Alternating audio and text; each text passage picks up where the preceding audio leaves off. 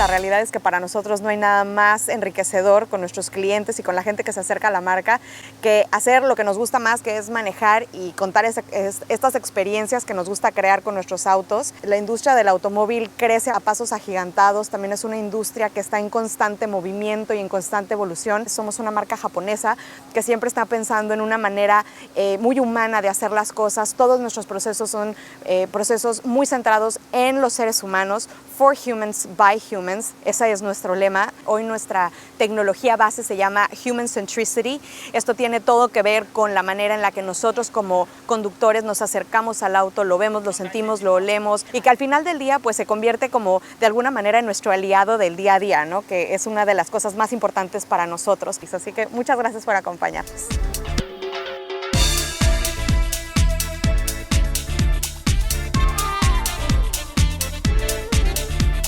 Mazda is a very emotional brand. We make very emotional products, and I think that that the Hispanic market, Latinos, are very emotional people. So I think from that standpoint, there's a kind of a very fundamental connection between what is special about Mazda and Latino customers. But at the end of the day, we really aim to understand the basics of human perception so that anybody could feel very natural and very connected to the car. Give us an example. How do you put that in a real and touchable point in your car? Yeah, there are many. I think we can maybe talk about two, one engineering Okay. and one design. Perfect. I think one engineering one that's very interesting is we spend a lot of time studying how people walk and how people balance. There is a connection between the muscles in your calf, the muscles in your leg when you first step, when you're starting to walk, and the muscles in your neck, which need to balance your head to counteract that force of acceleration. Right? When you're driving the car, you're using the same muscles in your calf to push on the accelerator pedal. Okay, that's our point of contact with the car. Correct. Absolutely. But when you make that motion with your foot, the acceleration that you experience comes, of course, from the car, not from your own physical acceleration when you're walking. Our concept is if you can make the acceleration from the car characteristically the same as that of human motion, then it will be more intuitive and easier for you to feel the acceleration directly and to maintain your head in a stable posture, for example. So the basic concept is very simple. Let's make the vehicle acceleration characteristically the same as that of human acceleration when you're walking.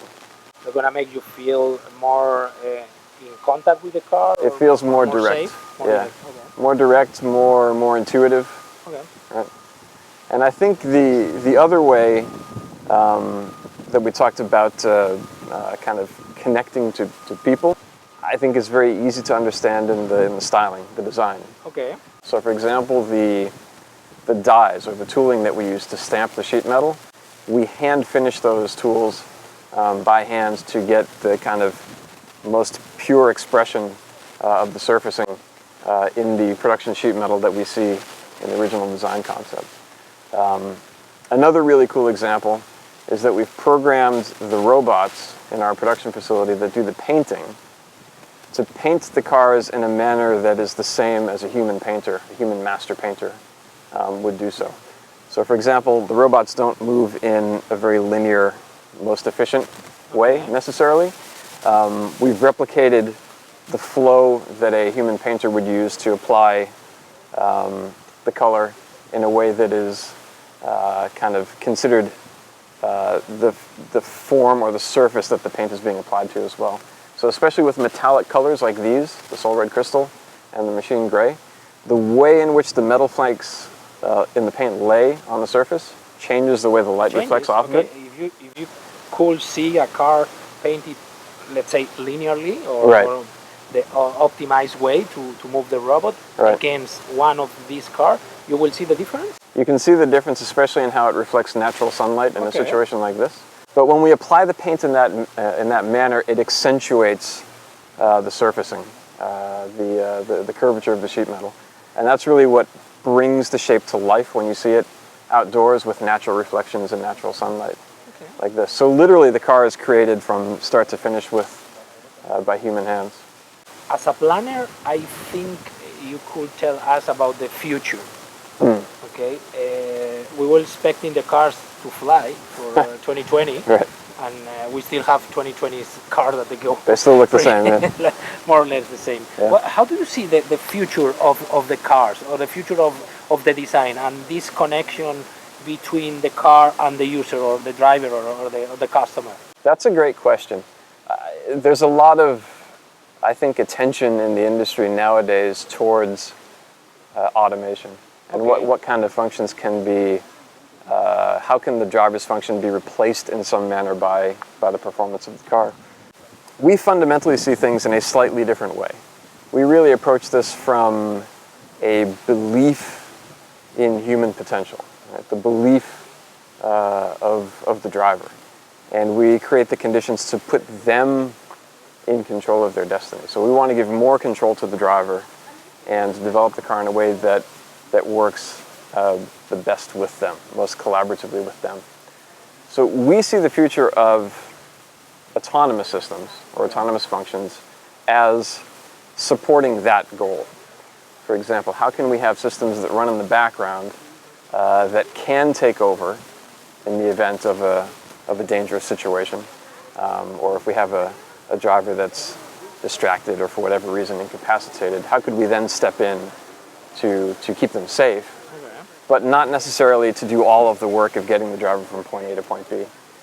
We still really believe in kind of self-direction and self-fulfillment by being in control of your destiny. So we really imagine, for us anyway, from Mazda, the driver ultimately is the one in control. Okay, that is from the standpoint of view of safety and evolution of the autonomous driving, but Yeah. where is the excitement is gonna come in the future? Where is this, coming from the point of view of design? Is gonna be more design, is gonna be more electrification, is gonna be completely new form of the car, or you don't see that in the next future? I don't see the form of the car largely changing. Okay. Especially for products that you would buy, like privately owned automobiles. I think people are always going to naturally want something that they're attracted to that expresses something about their personality, right? So I don't imagine people buying cars that are just boxes, right? That doesn't mean that there isn't an opportunity for vehicles like that from the standpoint of higher density transportation. We already see that with buses, for example. But I do believe for products that people will purchase for their personal use, that becomes kind of a part of their extended family. I think there's always going to be a need for design expression and things that look appealing. And I don't envision the form factor changing substantially.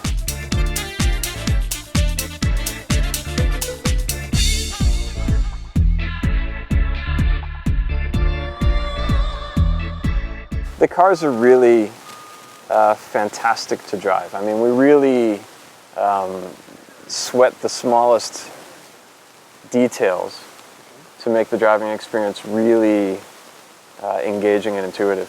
And I mean, I could talk about it all day, but at the end of the day, when you get in the cars do a pretty good job of explaining themselves. Okay. And I would encourage anybody who's interested in Mazda or who likes the way the cars look to drive one for themselves and decide. But I'm pretty confident that you'd be happy if you did so. Ya lo oyeron, de la mano de Rubén, un especialista en planificación de producto en Mazda, en las oficinas de Mazda en California, y encargado de entender o de ofrecer a los clientes los mejores productos para el futuro. Vayan a un dealer, pruébenlo, porque comprar un auto sin probarlo no tiene sentido. Y luego nos dicen qué piensan, y si tienen alguna pregunta para Rubén, hoy se comprometió a responder a todos los latinos que nos pregunten acá en este vídeo. Así que aprovechen la oportunidad. No siempre tenemos a un especialista tan cerca. Gracias, Rubén. Gracias a usted.